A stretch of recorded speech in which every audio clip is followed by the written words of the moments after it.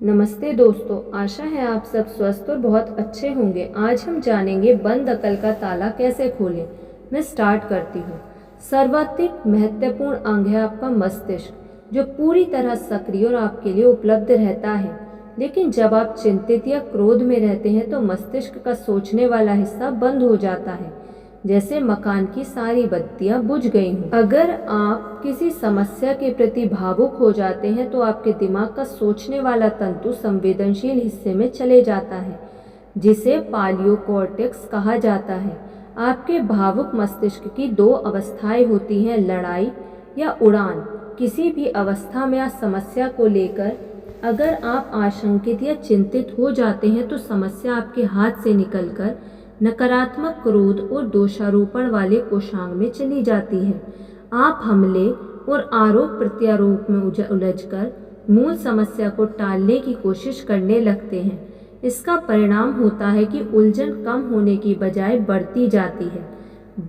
बड़े और सफल लोग अपने रोजमर्रा के जीवन में और लक्ष्य के रास्ते में कई उतार चढ़ाव हमेशा देखते हैं, लेकिन अपनी भावनाओं पर काबू पाकर और सोच में बदलाव लाकर वे स्थिति को इतना नियंत्रण में रखते हैं ताकि लक्ष्य से भटकने की नौबत ना आए।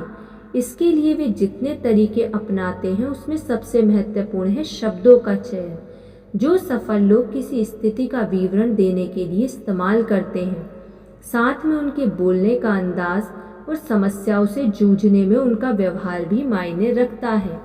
विमान की उड़ान की तरह अगर आप किसी नए लक्ष्य की उड़ान भरते हैं तो आपके पास प्रस्थान और आगमन के समय का आइडिया रहता है। पूरे शेड्यूल और कार्यक्रम की जानकारी होती है कि आप अनुमानतः इतने बजे अपने गंतव्य तक पहुंचेंगे तथा वहां पहुंचकर आपको ये करना है। लेकिन विमान के उड़ने के साथ ही आपको पायलट असंभावित हेडविंड का एहसास करा देता है। पिछले कुछ वर्षों में मैंने लाखों मील की यात्राएं की हैं। एक दुर्घटना को छोड़ मेरे पास लगभग हर प्रकार का अनुभव है। यह कोई असामान्य बात नहीं है। बारिश के दिनों में सीमा पार देशों की यात्रा के दौरान विमान को ऐसे हेडविंड, प्रतिकूल हवा का सामना करना पड़ता था। इसके चलते कभी कभी विमान को हवा में उड़ते हुए 2 घंटे या उससे भी अधिक विलंब हो जाता है, क्योंकि 150 से 200 मील की गति से चलने वाली हवाएं विमान को दायरे में नहीं चलने देती। आपके अपने जीवन में भी यही स्थिति है। ज्यों ही आप नई यात्रा पर निकलेंगे, आप उसी तरह की प्रतिकूल हवा का अनुभव करेंगे। ऐसा भी संभव है कि सारा कुछ कायदे से चलने में अनावश्यक रूप से इतना विलंब हो जाए कि आप सोच भी नहीं सकते। फिर भी तो आपको सबसे पहले अपना वित्तीय स्थिति का जायजा लेना होगा और पूरी प्रक्रिया को नए सिरे से दोबारा तिबारा सुधारना होगा, क्योंकि ऐसा भी हो सकता है कि आपके संभावित समय सीमा से तिगुना समय लग जाए। आपके व्यवसाय और निजी जीवन में कई स्रोतों से प्रतिकूल हवा आती है। उनमें पहला स्रोत है अन्य लोग। वे आपको निराश करेंगे, धोखा देंगे, ठग लेंगे और आपकी उम्मीदों पर पानी फेरकर आपको अक्षम तथा असमर्थ साबित कर देंगे। अगर आपने यह उम्मीद लगा रखी हो कि जिन लोगों के साथ आप काम कर रहे हैं वे सब के सब तेज, मेहनती, ईमानदार और लगनशील साबित होंगे, तो फिर आपके सामने विवेक और कौशल के मार्ग में काम लेने की चुनौती होगी। प्रतिकूल हवा के एक प्रमुख स्रोत है आपके ग्राहक। जब आप कोई नया अभियान शुरू करेंगे तो आप यह देखकर चकित रह जाएंगे कि ग्राहकों को अपना सामान खरीदने के लिए और सेवा लेने के लिए पहली बार आमंत्रित करना कितना कठिन है।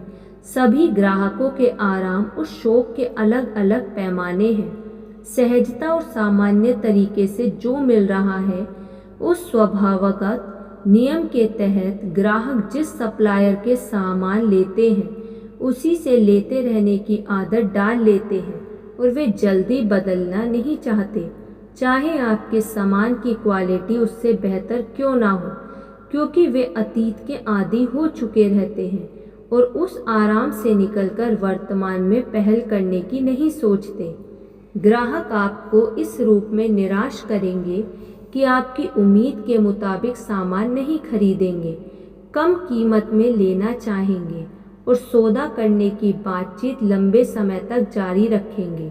सामान अगर सही भी होगा तो तारीफ से ज़्यादा शिकायत करके उल्टे आपको हतोत्साहित करेंगे। वे थोड़े दिनों में ही आपको महसूस करा देंगे कि सामान की कीमत नया उत्पाद होने के बावजूद ज़्यादा है और अन्य कंपनियों की प्रतियोगिता के आगे क्वालिटी में नहीं ठहरते, अच्छी सेवा के वायदे में खरे नहीं उतरते। ऐसी कठिनाइयाँ और चुनौतियाँ बिल्कुल सामान्य बात है। आपका काम है उन वास्तविकताओं से जूझना और उसके निदान के उपाय खोजना। याद रखें कि ग्राहक हमेशा सही होता है। यह मायने नहीं रखता कि आप क्या सामान बनाते हैं, महत्वपूर्ण यह है कि लोग क्या खरीदते हैं और आपके सामान को किस रूप में लेते हैं। यह मायने नहीं रखता कि आप क्या ऑफर कर रहे हैं, बल्कि यह देखना है कि लोग क्या पसंद करते हैं, जिस पर आपका भविष्य निर्भर है। जीवन में हम किसी न किसी रूप में दूसरों की सेवा करके अपनी जीविका अर्जित करते हैं और वही अन्य लोग तय करते हैं कि हम कितना सफल चल रहे हैं। तथ्यों का और यथार्थ स्थिति का सामना करें। अपने उत्पादों की क्वालिटी ऐसे सुधारें कि ग्राहक आपको खोजे और आपके सामान की मांग करे। धन्यवाद। आपको ये वीडियो कैसी लगी कमेंट करके ज़रूर बताइएगा। यदि आपने अभी तक इस चैनल को सब्सक्राइब नहीं किया है तो सब्सक्राइब कर लीजिए और इस वीडियो को लाइक कर दीजिए। धन्यवाद।